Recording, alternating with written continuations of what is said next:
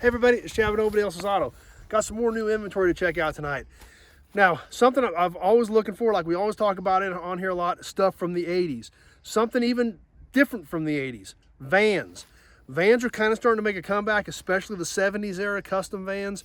Well, the 80s vans, once again, they're getting tough to find. The pieces are getting hard to find because a lot of people didn't save them. Nobody ever thought anybody would want them. Well, we're starting to see a little bit of that coming back with the 70s vans. Are we going to see that with the conversion vans from the 80s? Who knows? But it's possible. I do know one thing.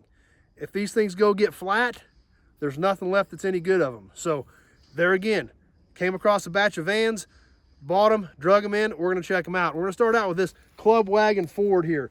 This is a 1984 Ford Club Wagon. It is a 3/4 ton, bigger van. This thing was a workhorse in its day.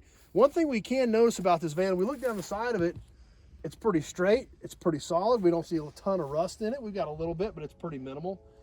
But overall, not a bad van. We've got some broken windows. We take a look at the overall left side here. We look down this huge quarter panel, and really it doesn't look all that bad considering, you know, this is almost a 40-year-old van at this point. So need to get these windows covered up so we can use it for some storage, but that's okay. While we're over here, let's take a peek inside of it. Just what you expect in these big old Ford vans.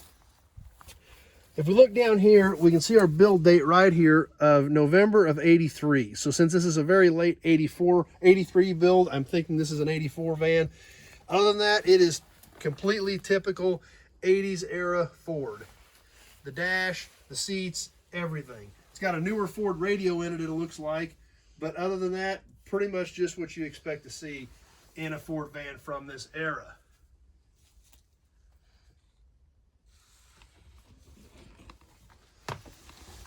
We'll work our way around the front of this little van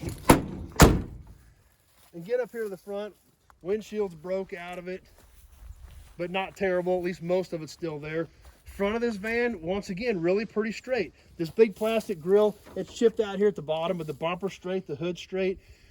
Overall, even though this was a workhorse, it really survived fairly well considering its age and what these things were used for. We'll pop the hood and take a peek under here.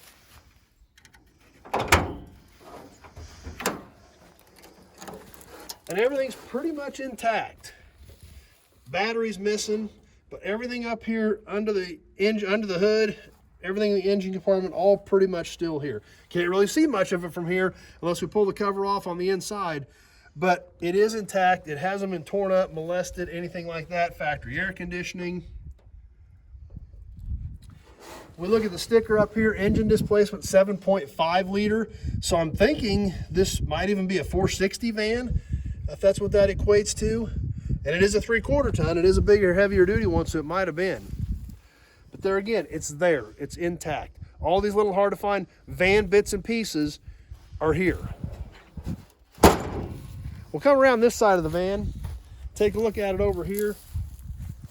Once again, we've got a broken window. I've got to get something to cover those up. We've got a little bit of rust in the sliding door. But overall, the rocker panels look pretty good. Fender looks pretty good. Front door looks pretty good. You know, overall, not in terrible shape. We'll take a peek in the passenger side here. Kind of the same thing. We've still got our engine cover. We've still got the original seats. The steps aren't rusted out. We've got the Econoline badge right there on the dash.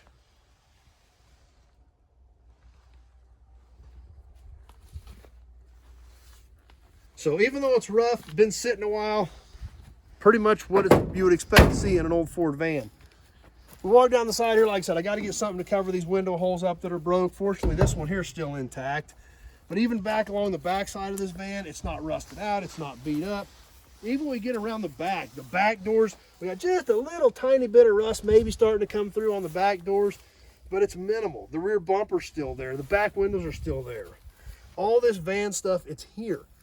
And so many of these things got crushed over the years that these parts are going to be tough to find, I think. Take a peek inside of this thing.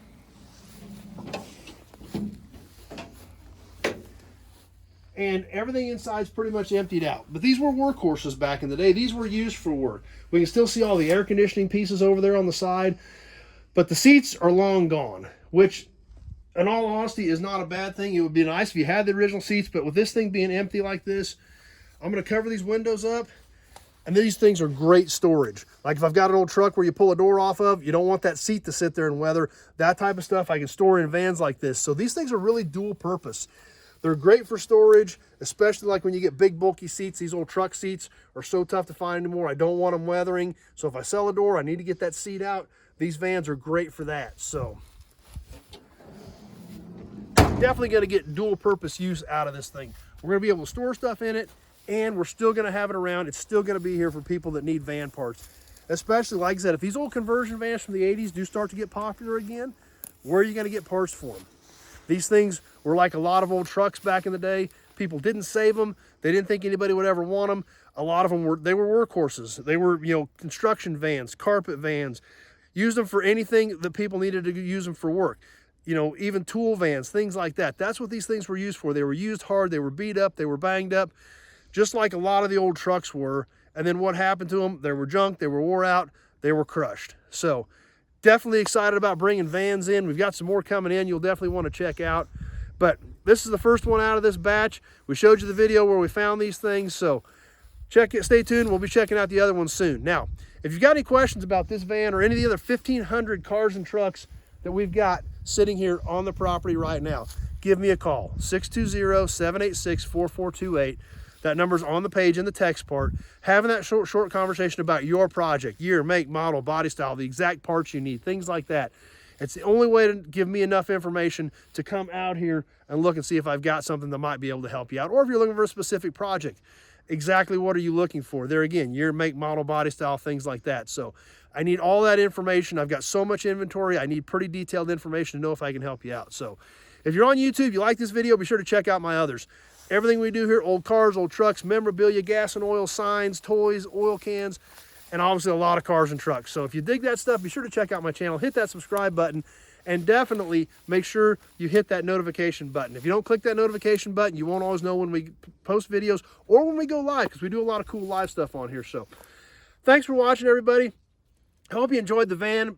Be sure to stay tuned. We got more videos coming on the rest of the vans we got out of this deal, plus tons more new inventory coming in and a lot of cool stuff from the yard. Thanks for watching, everybody. We sure hope to see you soon on the next video.